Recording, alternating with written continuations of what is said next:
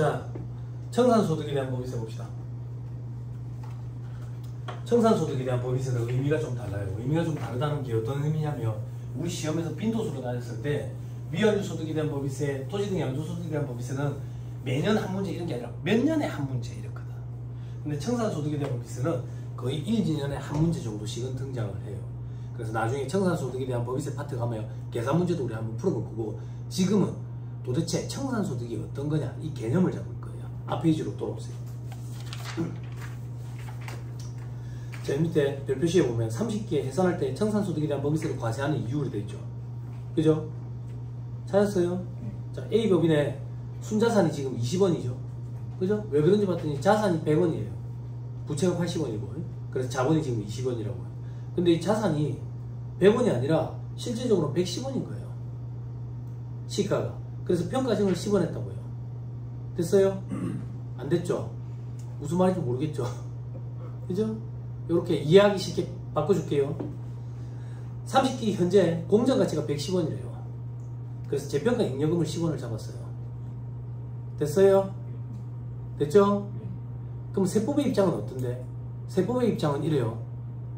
토지 100원짜리가 110원이 됐대요. 그래서 장부에 110원으로 바꿨었어요. 왜? 원가 모형과 재평가 모형 중에 하나를 선택해서 적용 가능하잖아요. 유형자산을 최초 취득하면. 그럼 세법의 입장은 이래요. 어쩌라고? 팔았어? 안 팔았잖아. 그게 무슨 말인데? 실현 안 됐잖아. 실현 안 됐는데 뭘 달아 장부에. 그래서 여러분들이 회계 시간에 공부한 재평가 회계 처리를 해놔놓으면 세법은 신나게 다 부인시켜버려요. 부인시켜버린다고. 그럼 세무조정이 어떻게 되는데요? 그거는 지금 관심 갖지 마요. 세무조정이 두 개가 세트로 등장하기 때문에 좀 어려워요. 지금은 요 정도만 다 부인시켜버린다고. 그럼 부인시켜버린다는 얘기는 결론적으로 세법은 토지를 100원으로 인정한다는 얘기예요. 110원이 아니라. 그러면 세법은 토지를 100원으로 인식하고 있어요. 이걸 나중에 회사가 망하면 갖다 팔아치운다고. 갖다 팔아치워서 부채 채권자들한테 돈 갚아야 될 거 아니에요. 그럼 갖다 팔아치울 때 100원에 팔아치우겠어요? 110원에 갖다 팔아치우겠죠. 그때 그 10원에 미실현된 손익이 그 시점에 실현이 되는 거예요. 그걸 청산소득이라고 표현하고, 청산하는 시점에 청산소득에 대한 법인세를 과세하도록 되어 있어요. 그럼 즉 각 사업연도마다 미실현된 손익이 청산하는 시점에 한 번에 실현이 되면서 과세가 되겠네요. 됐어요? 됐어요? 그럼 세율은 어떻게 됩니까? 만약에 이걸 세법이 미실현된 손익을 인정을 해줬더라면 그 사업연도에 법인세 세율을 적용했었겠죠. 그죠? 근데 인정을 안 했다가 막판에 인정하니까 세율은 똑같이 각 사업연도 소득에 대한 법인세 세율과 동일하게 적용을 해야 타당성이 높아지겠지. 그래서 다음 페이지 넘어가 보세요. 각 사업 소득에 대한 법인세가 동일하다. 됐어요? 확인했어요? 자, 그 밑에 신고 납부기한은 언제라고 돼 있어요? 자녀재산 가액 확정일이 속한 달의 말일로부터 3개월 내에. 자녀재산 가액 확정일 꼭 암기하세요. 시험에 몇 번 등장했어요? 오답보기 어떻게 등장하는데? 해산 등기일로부터 3개월 이내 이렇게. 피드백 주세요. 이거 지금 처음 오신 분들 계셔가지고. 상법 선택 과목 상법. 법대생이에요? 사법고시 하다 왔어요? 그래요? 근데 왜 상법? 재밌었어? 재미없을 텐데. 재미없을 텐데. 그죠? 행소법 이제 다 행소법이죠. 상법 공부를 안 하니까 이런 걸 볼 일이 없어요. 이제 내가 또 설명해야 되는 거야. 피곤하게. 예전에는 상법 강사들이 다 설명했는데. 회사가 이제 망해요. 망하면 해산 등기라는 걸 일단 해요. 해산 등기를 한다고 해서 회사가 없어지는 게 아니에요. 목적 자체가 달라져요. 어떤 목적 자체가 다르냐면, 여태까지 컴퓨터를 판매하다가 해산 등기를 하는 순간 이제 컴퓨터를 판매하기 위해서 존재하는 게 아니라 회사에 남아있는 재산을 정리해가지고 투자자들한테 나눠붙이고, 이런 걸 청산 절차라고 표현해요. 이 절차를 위해서 회사가 남아있는 거예요. 즉 여러분들이 아셔야 될 거는 해산 등기를 했다고 해서 회사가 없어지는 게 아니에요. 그럼 언제 회사가 없어지는데? 자녀재산 가액이 확정이 되면 그때 회사가 없어져요. 그래서 청산소득에 대한 법인세는 자연재산 가액 확정일로부터 3개월 내에요. 무슨 말인지 이해했죠? 상법을 공부한 사람은 이게 껌이거든. 근데 상법을 공부 안 하니까 이게 시험 문제 오답 보기로 해산 등기일로부터 3개월 내에 그러면 혹 한다고. 세상이 달라졌어요. 공부 이미 했어요? 상법? 안 했죠? 네. 잘 됐어요. 잘 됐어요. 제 얘기 잘 들으세요. 손가락이 6개인 나라에서는 손가락 5개가 비읍시옷이에요. 대세라는 게 그 정도로 무서운 거예요. 제가 이 시험을 준비할 때는 95%가 상법이었어요. 95%. 민법을 선택하는 사람 거의 없어요. 민법 정책은. 뭐 사법고시 준비하다 왔다든지 그런 사람 말고는 없고요. 5%도 안 되는 수가 행정소송법이었는데 지금은 70%가 행정소송법이에요. 네? 대세를 무시 못해요. 대세를. 예전에는 제가 그랬다고 무조건 상법입니다. 왜? 95%가 상법이니까. 나머지 5% 난이도 조절은 다른 과목이기 때문에 절대 난이도 조절을 동일하게 할 수가 없어요. 그런 일은 불가능해요. 불가능해요. 그러면 대세를 따라가야 난이도 조절에 실패했을 때 같이 실패하는 거예요. 그게 참 크다고요. 생각을 해보세요. 자, 다시 돌아와가지고 4-2페이지 밑에 목적 되겠죠? 좋은 목적이 있겠죠. 그죠? 요런 게 시험 문제에 나오는 게 이제 여상의 시험 문제, 여상의 부기 시험 이런 거. 예? 혹은 재경관리사, 회계관리 1급, 아니면 또 뭐야, 그 엑셀 시험 그 뭐지? 전산세무 이런 거. 엑셀 시험처럼. 예? 네, 그런 데서 나오는 거예요. 우리 시험에는 이런 거 안 나와요. 넘어가세요. 3번에 법인세 납세 보자. 자, 이건 무슨 말인데? 내국법인, 외국법인, 영리법인, 비영리법인 이거 구분해보자 그 얘기예요. 구분해보자. 자, 내국법인과 외국법인은 어떻게 구분하는데 우리나라 사람이 만들면 내국법인, 외국인들이 만들면 외국법인, 우리나라 법에 의해서 만들면 내국법인, 외국법에 의해서 만들면 외국법인. 이런 건 다 말도 안 되는 소리예요.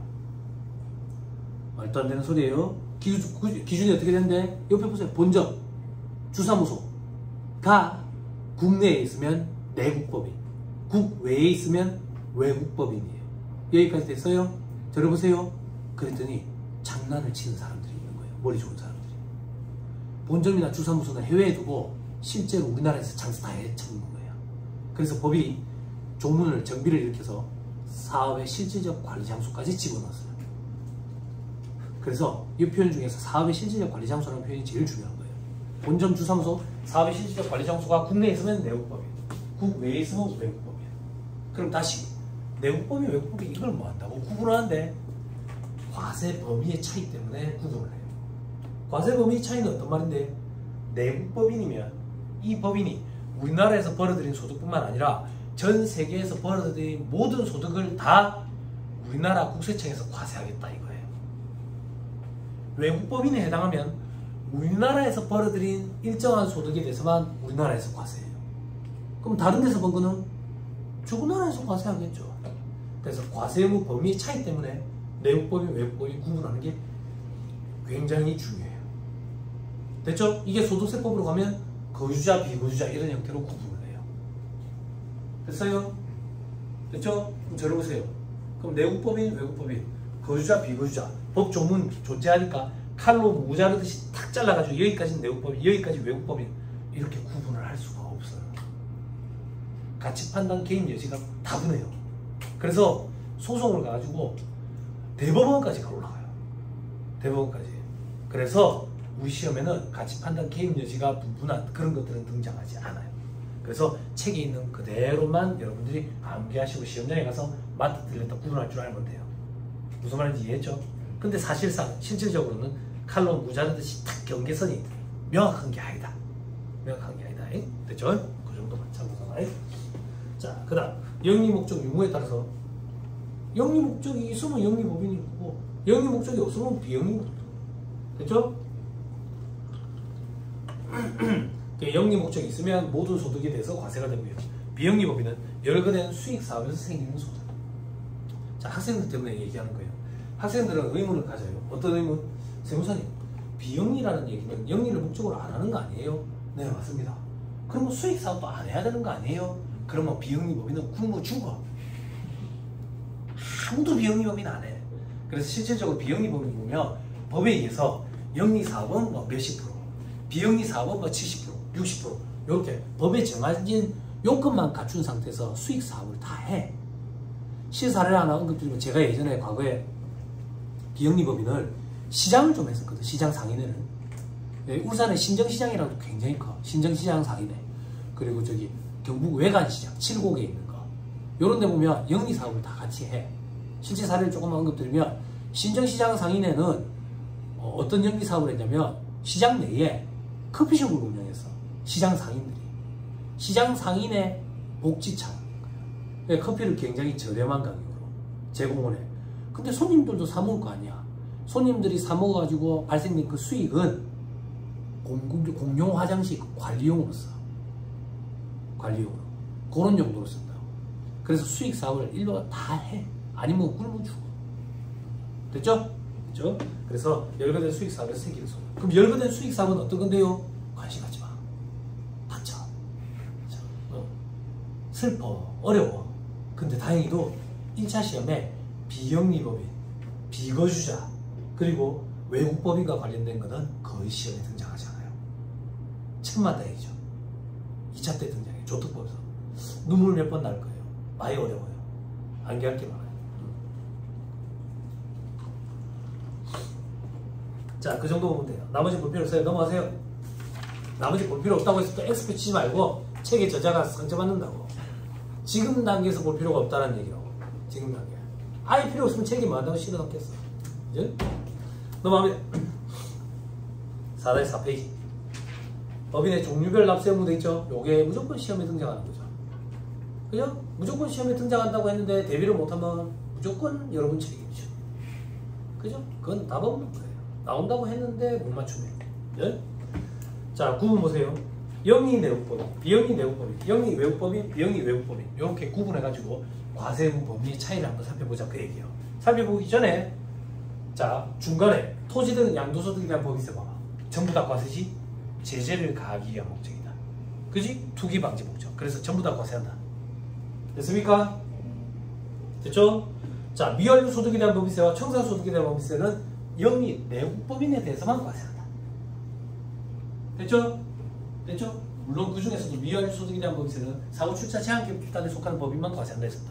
그죠? 그럼 청산소득에 대한 법인세 보자. 영리 내국법인, 그럼 비영리도 과세 안 해? 비영리도 과세 안 해. 왜 안 하냐면 여러분들 비영리는 저거가 갖고 있는 자산이 없어요. 전부 다 나라 거예요. 나라 거. 저도 처음에 신정시장, 재래시장 상인회 그 수임을 맡았을 때 장부를 보는데 재무상태비 아무것도 없다니까. 자산에. 근데 가보면 지금 다 있어. 책상이랑 부터 시작하고 빔 프로젝트 이런 것까지 다 있다고. 요게 전부 다 울산의 남구청 소속 자산이에요. 국가자산이라고. 국가자산. 그래서 청산했을 때 팔아치울 게 없어. 국고로 다 귀속된다고. 그래서 청산소득에 대한 법인세 납세 의무가 없어. 됐어요? 저한테 강의 처음 들으시는 분들 이해 싹 되죠? 너무 재밌죠? 그죠? 동영상 강의 들었을 때 강사들이 이런 얘기는 안 해주잖아. 그죠? 이런 얘기를 해주면 강의 시수가 너무 길어져요. 그죠? 여러분들을 하나씩 다 이해를 시키면서 강의를 진행하면 강의 시수도 너무 길어지고 여러분들의 수험 기간도 길어져요. 그래서 목적 적합하지 않죠. 그래서 그런 거예요. 근데 수험생들은 그 자식은 몰라서 그런가 보다. 그게 아니에요. 더 많이 알아.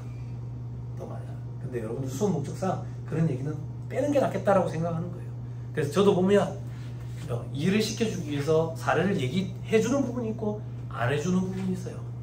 해주는 부분은 요거를 사례를 얘기해줘가지고 이해를 시키면 여러분들 수험에 공부하는 데 도움이 될 거라서 이해를 시켜드리는 거고, 사례를 안 들어주는 부분은 몰라서 안 들어주는 게 아니라 그거 사례를 들으면 더 혼란스러울 거예요. 그래서 그런 거예요. 그렇게 생각하시면 돼요. 목적 적합한 공부를 하자. 모든 파트를 다 이해하고 싶다? 대학원을 가지 왜 여기 와서 앉아있냐? 그지? 대학원 가면 교수님이 이해시켜주냐? 교수님한테 질문을 하잖아. 아직 덜 됐네. 한 잔 먹어. 한 잔 먹어. 교수님 이거 모르겠습니다. 모르겠어? 한 잔 먹어. 한 잔 먹어. 아, 새벽 5시까지 한 잔씩 먹다 보면 교수님 이제 이해했으니까 집에 좀 보내주세요. 이해했지? 아니야? 아니, 다 그렇진 않아요, 조교 선생님. 이러지지 마세요.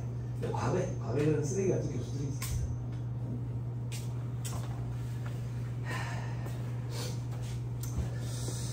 아무튼 그래요.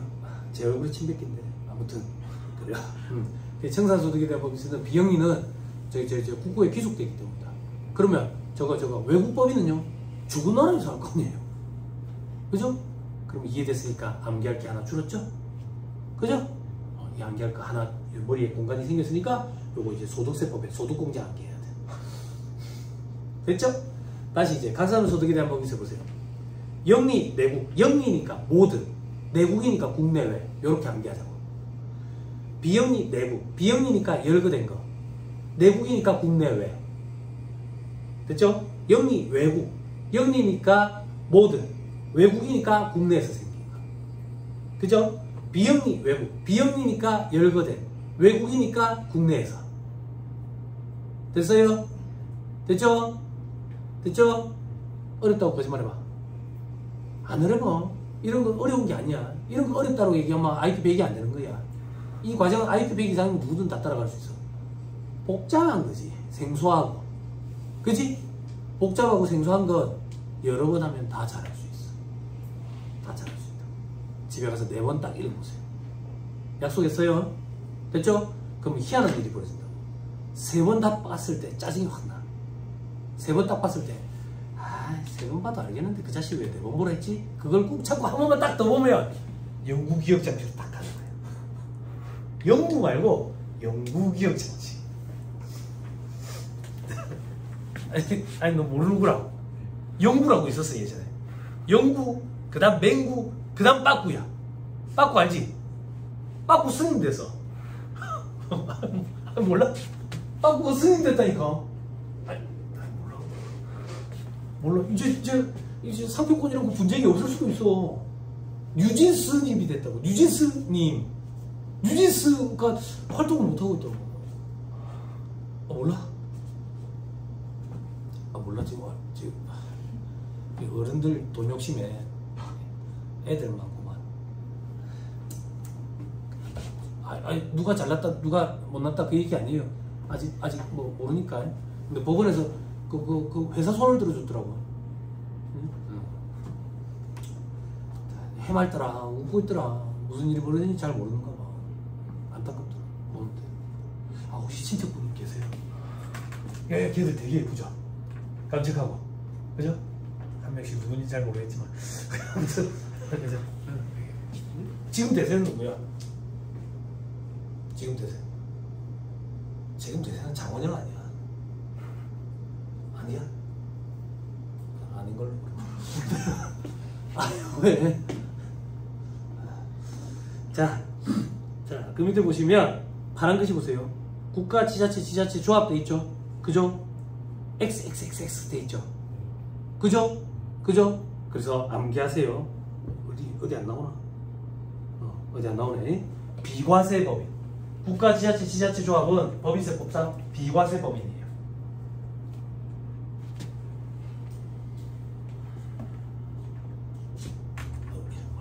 동주야, 동우야. 차이점이 있네. 뭐랑? 부가세법이랑. 부가세법이랑 어떤 차이가 있어요? 부가세법에서 국가, 지자체, 조합은 어떻게 취급했어요? 입 다무시고 조개수에 빨리 들어갑니다. 납세 무자에 해당이 돼요? 되죠. 그죠? 왜? 그게 좋아? 그렇게? 그렇게 좋아? 그게? 그래? 되지? 왜? 사업자의 정의에 부합하니까. 그죠? 조교수님 그런 거 엄청 좋아하네. 그럼 조교수님 해주세요. 사업자의 정의가 어떻게 돼요? 치가 떨릴 정도로 좋은 거 봐. 사업자의 정의가 어떻게 돼요? 영리, 목적, 유무, 불문하고. 거기에 해당있잖아. 그지? 말 나온 김에 할까? 그 다음 어? 영리 목적 유무 불문하고 사업사 독립적으로 끝까지 해줘. 재화나 용역을 공급하는 자, 사업자 제기. 2차 세법학 시험에 그걸 여러분들이 서술해야 돼. 그냥 처음부터 그렇게 공부해 놓으라고 하는 게 아니고. 2차 그 합격권에 있는 수험생들은 은은이가 조사까지 똑같이 쓴다니까 법조문이랑. 이게 아니라 그렇게 안 하면 떨어져 다. 그 정도 안 하면. 아니 겁내지 말고 오늘 처음 오신 분들 지금 쓰라고 안 했잖아. 지금 택도 없지. 안 그래? 지금 뭐 실력도 없는데 그때 되면 쓸 수 있다. 그때 되면. 걱정 안 해도 돼. 자, 그 밑에 외국 정부 지자체는 비영리 외국 법인으로 본다네. 그럼 우리는 정리를 해야 돼. 비영리 외국 법인으로 보니까 각사는 소득에 대한 법인세는 과세 범위가 어떻게 될까? 국내 열거된 수익사, 그지? 그리고 토지 등 양도소득에 대한 법인세 과세, 위안료 소득에 대한 법인세, 청사소득에 대한 법인세는 과세 안 돼. 요 결론을 기억해야지. 그죠? 자, 그 밑에 국세기본법에 따라 법인으로 보는 단체 등 돼 있죠. 그죠? 요거는 조금만 얘기를 할게. 이 밑에 강희태 회사님이 책에 달아놨다. 별표시 2번 있죠? 그죠? 여러분들 별표시 2번을 보면 돼요. 과거에는 이게 없었거든, 책에. 그래서 제가 써줬는데 강희태 회사님한테 들렸나 보다, 내가 하는 얘기가. 이거 소름 돋는다. 그지? 내가 애플 핸드폰을 쓰거든. 얘가 자꾸 듣고 있더라니까. 그 관련되는 걸 자꾸 요즘에 관련되는 거 계속 뜨거든. 우리 애랑 하는 얘기를 들어가지고 얘가 자꾸 소다팜을 보여줘. 소다팜 몰라? 억양 이상해? 소다팜이라 해야 돼? 소다팜 뭐야? 소다팜 몰라? 몰라 소다팜? 몰라? 사자 보이지 몰라? 역시 바람직하구만. 그걸 공부해야지.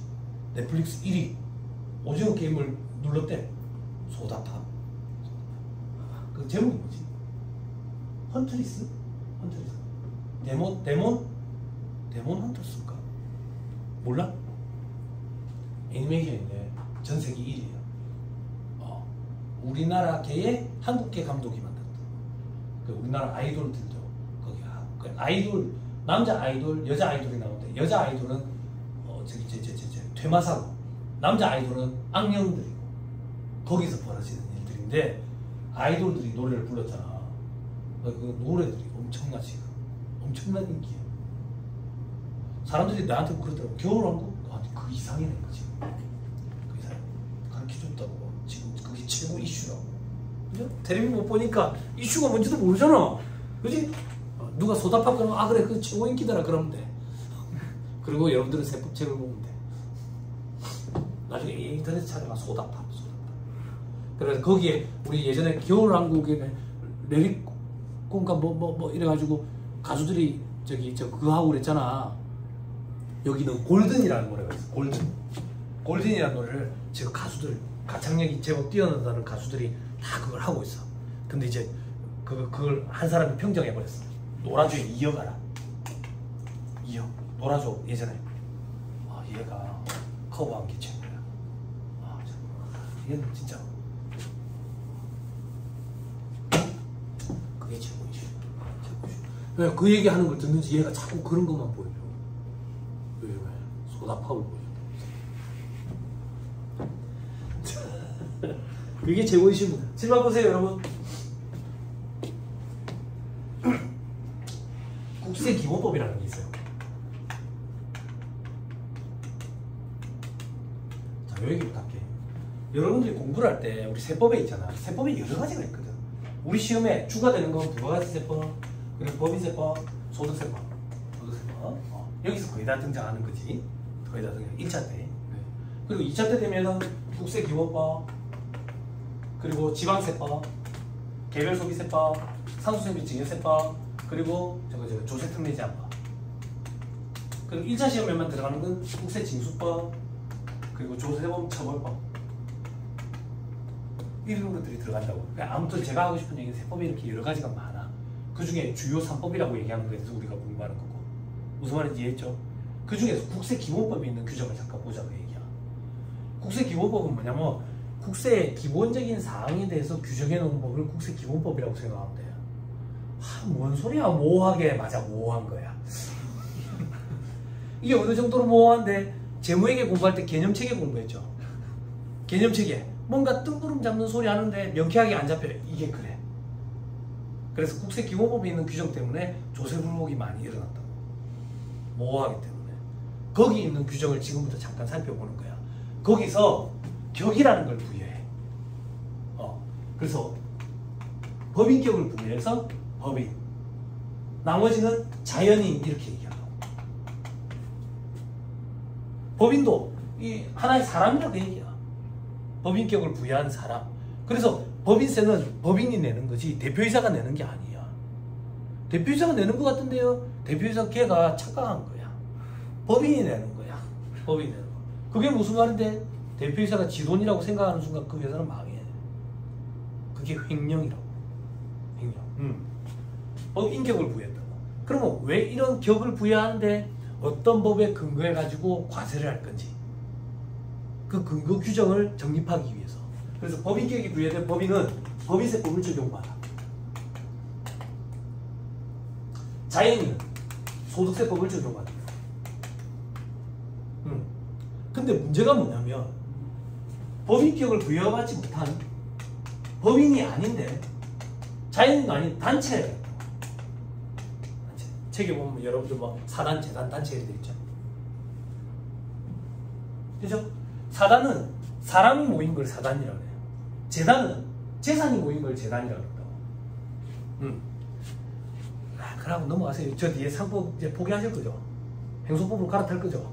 그냥 상법에서 상법 총칙에서 이런 걸 좀 공부해. 사단, 재단 이런 게 어떻게 달라지는지. 여러분들 신경 쓰지 말고. 아무튼 법인 아닌 사단, 재단, 단체가 있다. 그럼 이 단체는 법인세법을 적용할 건지 소득세법을 적용할 건지 이게 모호한 거야. 그래서 정해야 되는 거야. 그래서 정해가지고 법인세법에 의해서 법인 아닌 단체 중에 무조건 법인으로 보는 단체가 있어. 그럼 법인세법을 적용받겠지. 근데 이걸 소련말로 뭐라 하는데 칠파 국세기본법에 의해서 법인으로 보는 법인 아닌 단체 이렇게 얘기해. 이게 법조문이야. 법조문 표현이라고. 국세기본법에 의해 법인으로 보는 법인 아닌 단체 이렇게 표현한다고. 얘는 법인세법을 적용을 받아. 그럼 나머지는 칠파 법인으로 보지 아니하는 법인 아닌 단체 이렇게 표현한다고. 걔들은 소득세법을 적용을 받아. 법인으로 보는 법인 아닌 단체는 법인세법을 적용받아. 법인으로 보지 아니하는 법인 아닌 단체는 소득세법을 적용받아. 우리 지금 법인세법 하고 있으니까 여기를 얘기하는 거야. 얘들을 어떻게 할 거냐 이거야. 옆에 파란 글씨로 뭐라고 돼 있어요? 비영리 내국법인. 그러면 과세범위 우리가 규정합시다. 비영리니까 열거된 수입, 내국이니까 국내외 모든. 됐죠? 그리고 토지는 양도소득에 대한 법인세 과세될 거고, 미완료소득에 대한 법인세, 청산소득에 대한 법인세는 과세 제외고. 됐죠? 참고 삼아. 법인으로 보지 아니하는 법인 아닌 단체는 나중에 소득세법 때 공부할 건데 한참 뒤에 1거주자로 보든지 아니면 공동사업으로 봐. 그런 게 있어. 됐죠? 힘들죠? 힘들어야지. 그게 무슨 말인데? 이런 걸 어렵다라고 얘기하는 거야. 이런 걸 어렵다라고 얘기하는 거야. 공부할 때. 명쾌하게 잘 안 잡히고, 모호하고. 됐죠? 그죠? 오케이. 돌아오세요. 자, 그 다음 4-5페이지. 참고사항 맨 위에 연결법인에 납세의무 돼 있죠? 그 연대 납세의무가 있다. 그 정도만. 그죠? 안 해요. 안 한다는 얘기는 뭔데? 법인세법에 연결 법인세가 있거든. 그 파트는 1차 시험에 거의 등장 안 하기 때문에 수험생들이 안 봐요. 2차 때 공부하세요. 2차 때. 그리고 요게 회계로 가면 고급회계 영역의 연결이에요. 예, 고급회계 영역이 지분법, 연결, 사업결합, 합병. 이렇게 한 묶음이거든.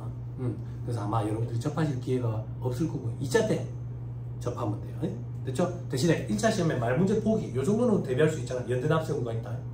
그지? 네, 그 정도만 대비하죠. 제가 서머리에서 읽어주는 거는 시험에 한 번 정도 등장했던 건 다 읽어주고 있어요.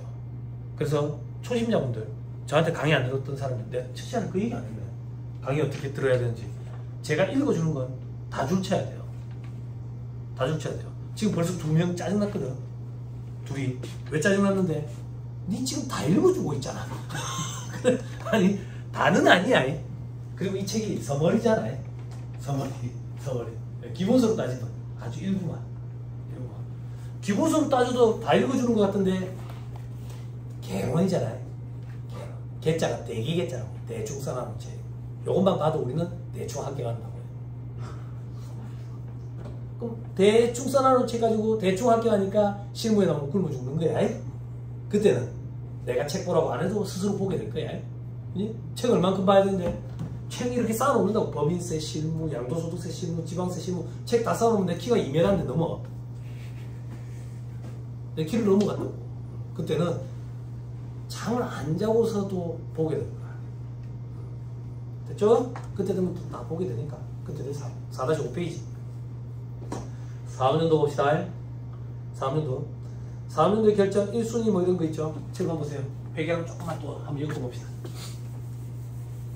그래도 내가 전국에서 2과목 강의했을 때 유일하게 2과목 강의했으니까 엮어드릴 수 있는 거라 회계랑.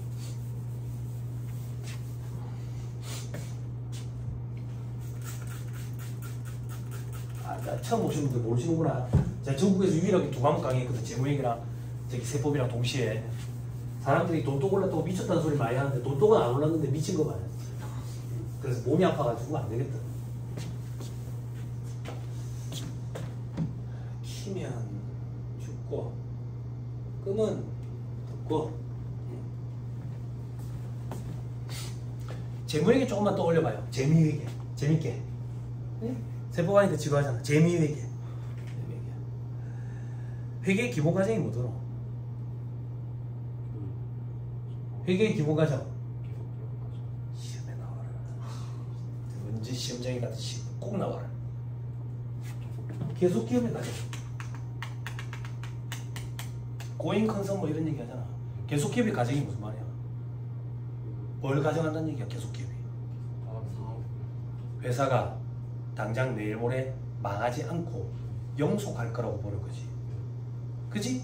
그래서 우리는 재무상태표에 토지 10억이라고 딸 수 있는 거라고. 이 토지 50년 전에 사왔어. 강남에 있는 땅이야. 지금 얼마겠어? 1000억 더 한다라고 가정해볼게. 그렇지만 이걸 1000억으로 바꾸지 않고 10억으로 냅둔다고. 근데 이 10억을 뭐라고 그래 얘기해? 역사적 원가. 그지? 그지? 그래서 계속 기업의 가정은 역사적 원가로 장부에 탈 수 있는 근거가 되는 거지. 그지? 이 표현이 시험에 등장한다고. 1차 시험에. 그지? 계속 기업의 가정은 역사적 원가로 측정하는 근거가 된다. 이렇게 표현 등장한다고. 이게 맞는 말이야. 맞는 말. 됐어요? 됐어요? 자, 여기서 무슨 얘기를 할 거냐면 원래 회계의 기본 과정에 여러 개가 있었거든. 그게 해마다 개정이 되면서 빠져나가가지고 지금 이제 한 개 계속 기업의 과정밖에 안 남았어. 근데 여러분들이 공부하는 IFRS 말고 우리나라 일반 기업 회계 기준은 이거 말고 과정이 더 있어. 그래서 과거에 있었던 과정에 대해서 조금만 설명을 해볼게. 과거에 있었던 과정에 계속 기업의 과정 말고 기간 보고의 원칙이라는 게 있어요. 이게 뭔데? 회계 기간을 딱딱 나눠가지고 결산을 하고 보고하자. 이게 기간별 보고의 원칙, 기간 보고의 원칙이었다고. 그게 이 사업연도를 구분하는 기준이다 라고 생각하면 편해. 무슨 말인지 이해했어요? 됐어요? 법인세를 과세할 때 가장 합리적인 방법은 법인이 처음 생겼을 때부터 없어질 때까지 소득을 전부 다 합산해가 한 번 과세하는 게 가장 합리적이거든. 근데 그렇게 안 하고 사업연도, 기간을 쪼갠다 그 얘기야. 그게 사업연도야. 회계기간이고. 무슨 말인지 이해했어요? 됐죠? 주입식 교육의 병폐라고. 처음에 생겼을 때부터 없어질 때까지 소득을 다 합산해가지고 과세하는 게 가장 합리적이야. 안 그래? 그치? 1년씩 뭐 한다고 쪼개냐고. 그치? 근데 물어보면 다 1년이요 막 이런다고.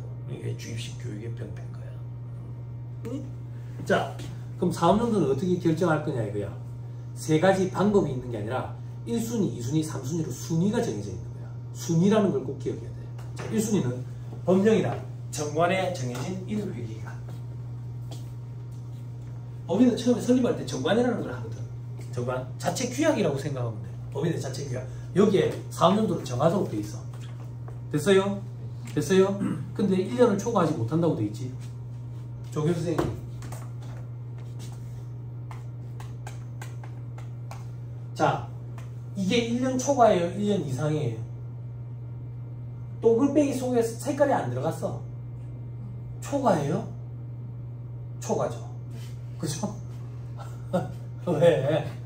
왜 이렇게 긴장해요? 나는 교양부 소속이에요. 조교 선생님 토목공학과라면서 우리 남담이잖아. 학교만 갔지. 학교에서도 아직 한 번도 안 마주쳤잖아. 덕기도 장사에서 마주쳤을 거야. 덕기. 나 거기 항상 앉아있는데. 덕기도 사장이 아픈가 봐. 장사 안 한지 지금 한 학기가 넘었어. 그래서 아침마다 가가지고 거기서 그거 먹어야 되는데 카카오 하니딥을 먹어야 되는데. 도라이 아니에요. 도라이 아니에요. 초과가 아니란 얘기는 요렇게 돼야지. 그지? 그지? 그럼 1년 이하지. 그지? 세법 초심자들은 이런 것 때문에 짜증나는 거야. 그럼 세법 조문에 그냥 1년 이하라고 하면 안 돼? 1년 이하라고? 기억할 때는 1년 이하라고 기억하고 이해하면 돼. 근데 법 조문은 1년을 초과하지 않는 범위 내에서 이렇게 돼 있기 때문에 그 표현대로 기억을 해야 돼. 시험에도 그렇게 등장한다. 1년 이하 이렇게 기억했다가 시험장에 갔는데 1년을 초과하지 않는 이렇게 표현이 나오면 바로 타 안 된다. 연결이. 무슨 말인지 이해했죠? 그죠? 오케이, 됐어요.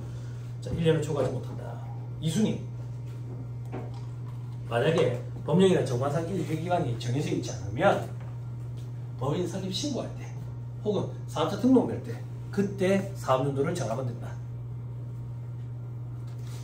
됐어요? 그것도 없으면 무조건 1월 1일부터 12월 31일까지다.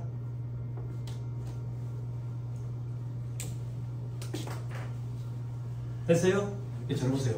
법인은 사업연도를 1년을 초과하지 않는 범위 내에서 선택 적용 가능해요. 그래서 1월 1일부터 12월 31일까지 해도 되고요. 4월 1일부터 내년 3월 31일, 7월 1일부터 내년 6월 30일 뭐든 상관없어요. 여러분들이 현업에서 실무해보면 외국계 기업 혹은 회계법인 이런 데는 4월 1일, 3월 말 법인이 많아요. 4월 말 법인. 그리고 하나 더 1년을 초과하지 않으면 되기 때문에 6개월 법인 해도 돼요. 3개월 법인 해도 돼요. 상관없어요.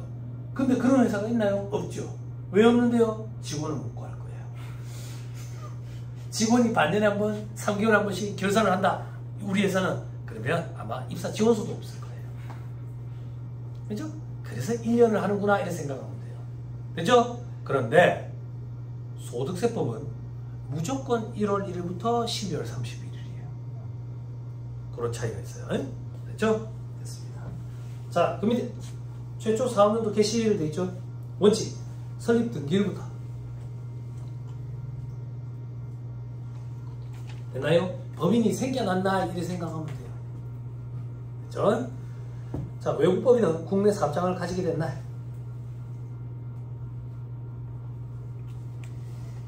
된다요? 자, 그 밑에 특례에 손익의 최초 발생이 돼 있죠? 그죠? 별표시 따라보세요. 여기서 특례란 최초 사업연도 개시일 전에 생긴 손익을 조세 포탈에 우려가 없어서 최초 사업연도가 1년을 초과하지 않는 범위 내에서 최초 사업연도 손익에 산입한 경우를 말한다. 이때 최초 사업연도 개시일은 법인에게 귀속시킨 손익이 최초로 발생한 날이 된다. 됐나요? 자, 이게 무슨 말인데 밑에 사례 보세요. 4월 5일에 설립 등기했는데 그 전에 장사해가지고 3월 23일에 손익이 발생한 게 있는 거야. 요거를 집어넣고 싶대, 일기에. 그럼 넣을 수 있다 그 얘기야. 근데 조건이 뭔데? 이걸 넣었을 때 1년을 초과하면 안 돼. 그래도 1년 초과 안 했네? 그럼 넣을 수 있어. 넣게 되면 사업연도 개시일은 최초 손익이 발생한 3월 23일로 바뀌는 거야. 됐나요? 최초 손익이 작년 12월 1일이었다. 그럼 못 집어넣는다 그 얘기야. 됐죠? 됐어요? 오케이, 됐어요. 돌아오세요. 제일 밑에 사업연도 변경. 변경 절차가 되어 있죠. 직전 사업연도 종료로부터 3개월 내에 납세지 관할 세무서장에게 신고해야 된다. 됐나요? 됐어요? 자, 이게 오답보기에 어떻게 나오는데 종료일 이전 3개월 이렇게 등장합니다. 봐봐. 12월 말범인으로 가정을 하면 4학년도 종료일로부터 3개월 내면 언제까지 변경 신고를 하면 된다는 얘기야? 3월 31일까지라는 얘기라고. 변경이 직전 4학년도 종료일 이전 3개월이라는 얘기는 9월 말까지라는 얘기라고. 그치? 다르지? 그치? 근데 이게 토시 하나 싹 바꿔놓고 시험장에 가서 구분하기가 참 힘들다고. 자, 들어보세요. 머리가 나는 나빠가지고 암기가 안 되는데, 아니. 이런 거는 오늘 암기하면 내일 까먹는 거야. 그럼 내일 또 암기하면 한 3일 뒤에 까먹는 거야. 어쩔 수 없어요. 사람은 망각의 동물이기 때문에. 그래서 평소에 공부할 때 부단한 노력을 계속 공부해놔놓고 이런 것만 따로 추려놓는 거야. 추려놨다가 시험치기 하루 전날 한번 딱 보고 들어가는 거야. 어쩔 수 없다고. 사람은 망각의 동물이기 때문에. 머리에 한계가 있어. 이런 거 여러분들이 바로 암기해가지고 안 잊어먹으려면 머리가 다 대갈장군이 돼야 돼. 나 대갈장군 되는 거 싫어. 세무사 차라리 안 되고 싶어. 안 그래? 나는 솔로도 못 나가. 너무 비하말하니까. 예전에 불량 강좌 기억 안 나? 있었어. 불량한 강좌가 있었어. 아무튼 이런 거는 제가 드리고 싶은 얘기는 까먹는 거에 대해서 스트레스 받을 필요 없다. 그 얘기라고. 다 똑같은 입장이야. 다 똑같은 입장. 됐죠? 또 시험에 어떻게 나오는데 관할 세무서장이 관할 지방국세청장이 등장하면 또 그런 짓을 하고. 그리고 승인부표로 돼 있지. 그지? 이게 시험에 직전 4학년도 종료일부터 3개월 내에 납세지 관할 세무서장에 신고를 하고 10일 내에 승인을 받아야 된다. 이러면 또 그럴듯하다. 어쩌겠노 근데. 그지? 됐죠? 승인 필요 없습니다. 됐습니까? 됐지요? 자, 그 밑에 동그라미 2번. 관련 법령 개정에 따라 사업연도가 변경된 경우는 변경 신고를 별도로 하지 않더라도 법 개정과 같이 사업연도가 변경된 걸로 본다. 즉, 변경 신고 별도로 할 필요 없다. 그 얘기야. 됐어요? 자, 그 밑에 사업연도의 구분. 사업연도가 변경된 경우에는 종전 사업연도 개시일부터 변경된 사업연도 개시일 전날까지가 한계다. 이게 변경된 날까지 이러면 또 그럴듯하다. 짜증나죠? 더럽게 짜증나네. 그래도 전문직 시험인데, 전문가가 되기 위한 시험인데 출제 교수님들이 이래 꼴짝하게 시험 문제를 냅니다. 그냥 어쩔 수 없습니다. 떨어진 사람은 핑계밖에 안 됩니다. 그죠? 왜? 합격하는 사람이 있거든요. 해마다. 그죠? 그 정도까지 못해서 그런 거예요. 됐습니까? 됐죠? 됐어요? 다만 그 기간이 1개월 미만인 경우에는 변경된 사업연도에 포함한다. 되네 동그라미 치고. 이제 시험에 몇 번 등장했어요. 자, 다음 페이지 사례를 봅시다. 자, 4-6페이지 저 밑에 별표시 3번에 IF로 되어 있죠. IF 되어 있죠. 그죠? 변경신고 기한이 지난 후에 변경신고서를 제출하는 경우에는 해당 사업연도에는 사업연도가 변경되지 않고 그 다음 사업연도부터 사업연도가 변경된다. 자, 이게 무슨 말인데, 사업연도를 1월 1일에서 12월 31일까지가 한 개 사업연도였는데 이제는 7월 1일부터 6월 30일까지로 바꾸고 싶대. 그럼 변경신고를 언제까지 해야 돼? 적정한 변경신고는 언제까지 들어가야 돼? 3월 31일까지. 변경신고를 했다라고 가정해볼게. 요거 한번 써줄게.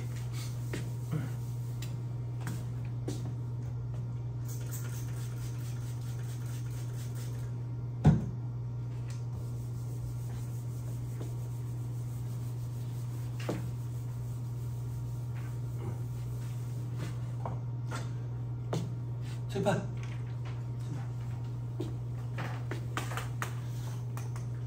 자, 1월 1일부터 12월 31일까지가 한 개 사업연도였어요. 한 개 사업연도였는데 다음 연도 7월 1일부터 6월 30일로 사업연도 변경을 하고 싶어요. 이렇게 변경을 하고 싶다고요. 그럼 그럼 신고를 언제까지 해야 돼? 요때 3월 31일까지 해야 된다고. 했대. 했어. 그러면 적법하게 변경이 일어나겠지. 그러면 어떻게 되느냐? 요때 필기라고 가져갈게. 그리고 다음에는 요때부터 4년도가 시작되지. 그러면 중간에 낀 게 하나가 있는 거야. 중간에 낀 거. 요 중간에 낀 게 2기가 되는 거야. 2기가 되고 요때는 3기가 되는 거야. 여기까지 됐어요? 됐나요? 그런데 만약에 태연이 묻다. 만약에 변경신고를 4월 1일에 했대. 자, 하나씩 단계 밟아가지고 적법한 변경신고가 일어났어, 안 일어났어? 적법한 변경신고가 안 일어났어. 그럼 4년도 변경이 이루어져, 안 이루어져? 안 이루어져. 안 이루어진다는 얘기는 2기는 언제부터 언제까지야? 1월 1일부터 12월 31일까지가 2기가 되지. 됐어요? 그럼 3기를 한번 생각해보자고. 3기 시작하기 전에 변경신고는 적법하게 들어간 거나 마찬가지거든. 그 이전에 일어났으니까. 그러면 적법하게 변경이 일어난 거니까 7월 1일부터 다음 연도 6월 30일까지가 한 개의 4년도가 되겠지. 그럼 중간에 낀 게 있네. 요게 3기가 되고 요때가 4기가 되겠지. 그래서 변경신고 기한이 지난 이후에 변경신고를 하면 다음 사업연도부터 변경이 일어나겠지. 변경신고가 속한 사업연도까지는 변경 전처럼 하고 요 표현이 시험에 등장한다고. 됐어요? 됐어요? 들어봐봐. 이해돼요? 예? 이해가 왜 되는지 알아요? 제가 지금 그림을 그려줘서 그래요. 여러분들 시험장 가가지고 이걸 그리고 있으면 갑자기 시험장에 제가 나타나요. 그래서 제가 여러분들한테 그런다고. 집에 갑시다. 안 해, 안 돼. 덕분에도 안 돼. 집에 갑시다. 안 돼. 시간 없어서. 이거 머릿속에 담아둬야 돼. 결론을. 시험장에 가서 이걸 떠올리면서 맞다 틀렸다 구분하기는 그럴 시간이 없더라고. 응? 무슨 말인지 이해했죠? 그죠? 됐어요? 자, 하나만 더. 앞에서 봤던 단서 조항인데 아마 그 기간이 1개월 미만인 경우에는 변경된 사업연도에 포함한다 이렇게 있죠. 가정을 할게. 빨간 걸로 할게. 그러면 우리가 사업연도 변경을 하고 싶은데 원래 사업연도는 1월 1일부터 12월 31일인데 다음부터는 1월 21일부터 다음 연도 1월 20일까지로 하고 싶대. 그래서 적법한 변경신고를 했대. 그러면 이제 바뀌겠지. 바뀌게 되면 중간에 낀 게 있는 거야. 중간에 낀 게 1개월 미만이야. 그러면 중간에 낀 사업연도가 1개월 미만이면 변경 뭐라고? 된 사업연도에 포함한다. 변경된이라는 얘기는 얘가 아니야. 얘는 변경 전이야. 얘는 변경 후지. 그러니까 변경 후로 기억하면 안 됩니까? 변경 후라고 이해를 하되 법 조문은 된이라는 표현을 쓰고 있어. 무슨 말인지 이해했죠? 그럼 칠판 여기에 포함이 될 거라고. 그럼 결론 여기에 포함이 되면 2기 사업연도는 언제부터 언제까지 해도 돼? 1월 1일부터 1월 20일까지. 요때만 유일하게 1년을 초과할 수 있어. 이거 말고는 1년을 초과할 수 있는 방법이 없어. 됐어요? 됐나요? 자, 봐봐. 시험에 나온다고 얘기를 했어. 대학의 학부생들도 시험에 나온다고 하면 준비를 한다. 그니? 근데 고시 공부를 한다는 사람들이 나온다고 했는데 준비를 안 하면 되겠어. 그치? 제 강의 처음 들으시는 분들 믿으세요. 저는 텔레비에 나오는 정치인이랑 달라요. 저는 손에 진짜 장을 지질 수 있어요. 나와요. 됐죠?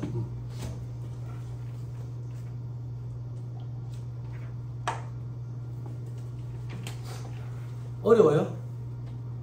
힘들어요? 힘들어요? 아직 제 스타일이랑 안 맞아져서 그래요. 처음 오신 분들은. 힘들어요? 뭐 힘들어? 전화사채 문제 풀까? 신주수 공사채 일부만 그 행사한 거 해볼까? 어? 그거보다 훨씬 낫잖아. 안 그래? 희석 하나 풀어볼까? 희석 주당 순이익 가중평균 유통보통 주식수를 계산해볼까? 훨씬 낫잖아. 안 그래? 계산기가 아직 한 번도 안 맞았다고. 그죠? 그런 거예요. 됐죠? 자, 돌아오세요. 다 했다. 자, 4-7페이지.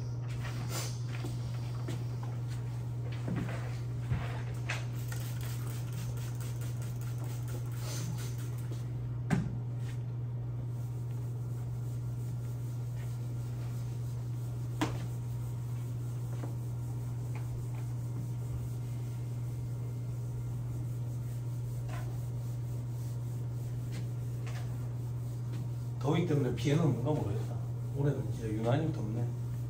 다음 주에는 또 폭우 쏟아질 거라는데 너무 무섭더라. 너무 무섭더라. 뉴스에 저기 자연재해에 대해서 전문가들 나와가지고 토론하는데 무서운 게 딱 10년 전 시점에 우리나라에 산불이 엄청나게 났었더만. 산불이 났잖아. 그러면 그거 이제 나무들 탔으니까 배 버린대. 근데 이제 캐내기는 힘들잖아. 뿌리가 너무 그러니까 잘라버리는 거야. 그리고 이제 나무가 죽는 약 이런 걸 바르겠지. 그럼 이제 밑에 나무 밑둥 뿌리가 썩는 거지. 그게 딱 10년 걸린대. 그러니까 땅속에 공간이 지금 있는 거야. 뿌리가 땅을 잡아주고 있었는데 이게 썩어버려가지고 공간이 떠 있는 거지. 그 상태에서 비가 엄청나게 와가지고 산사태가 딱 10년 전 시점에 산불이 많이 났던 그 지역들에 지금 산사태가 나고 있는 거래. 너무 무섭더라. 그래서 앞으로는 산불이 난 지역에 나무를 베지 않고 다른 방법을 쓰는 그런 걸 또 강구하고 있더라고요. 10년 뒤에 우리한테 다시 돌아오는 거예요. 자연재해 진짜 무섭다. 폭염 때문에 또 어르신들 또 벌써 16명인가 사람 죽었죠. 그죠? 선풍기 틀어놓고 있으면 안 돼. 요즘같이 폭염일 때는 전문가가 그러는데 선풍기를 틀면 체온은 안 떨어지고 탈수 증상이 발생한대. 왜 죽는데? 사람 죽는데.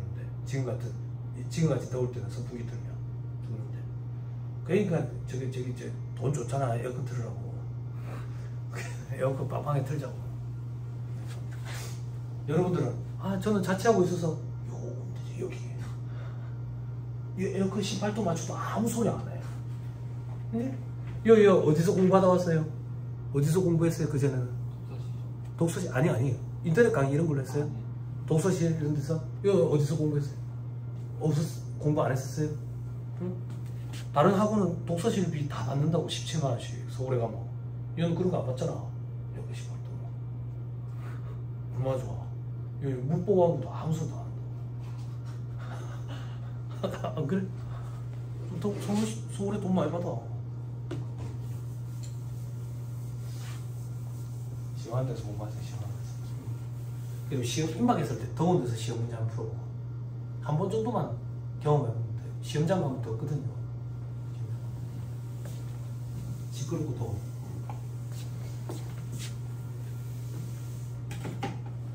자, 4학년도 의제 해봅시다. 의제. 이거 잠깐 끊었다 할까? 너무 길어지나? 의제에 대해서 설명 잠깐만 하고 그러면 합시다. 세법에 의제라는 말이 있고 간주라는 말이 있는데 같은 말이에요. 그 추정이라는 말이 있는데 다른 말이에요. 의제와 간주는 뭐로 본다고 얘기해요. 뭐로 본다. 뭐로 보면 반증을 갖다 대서 뒤집어 엎을 수가 없어. 그냥 딱 그거야. 추정은 뭔데? 뭔가 같다 그 얘기예요. 뭔가 같다. 그럼 반증을 갖다 대면 뒤집어 엎을 수가 있어. 그래서 세법에 보면 증여 추정이라는 규정이 있어. 증여 추정은 뭔데? 만약에 남편이 배우자에게 집을 팔았어. 돈 받고. 그럼 세법에서 증여 추정 규정을 갖다 대. 그게 무슨 말인데? 부사기 무슨 돈을 주고받고 해. 그냥 줬겠지. 그럼 통장으로 돈이 왔다 갔다 한 내역을 확인을 시켜주면 양도로 봐줘. 자, 쏘리말 조금 할게. 양도의 세법상 양도란 자산의 사실상 유상 이전을 얘기해. 세법상 증여란 자산의 사실상 무상 이전을 얘기해. 유상, 무상 들어봤죠?